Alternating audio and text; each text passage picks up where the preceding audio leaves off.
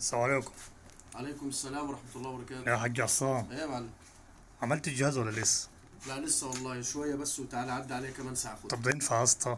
معلش مش هديك مش فلوس هديك ولا شاي إيه يا في عم؟ ضغطه. فلوس مين يا عم؟ بلا فلوس انت، هي الحياة كلها فلوس؟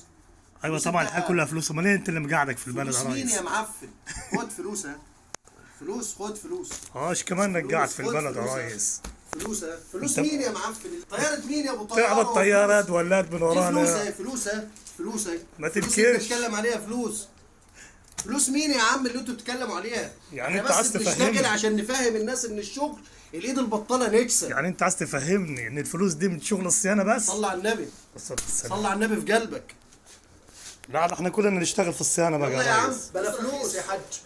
تمام، وفلوس رخيص. ما تفكرش ان الفلوس بتعمل رجال.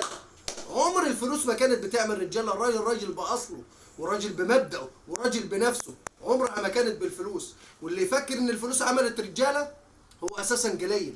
لما الفلوس دي احنا بنحطها تحتينا كده تعلينا، عمرنا ما بنحطها فوق راسنا عشان توطينا. ابعتها له.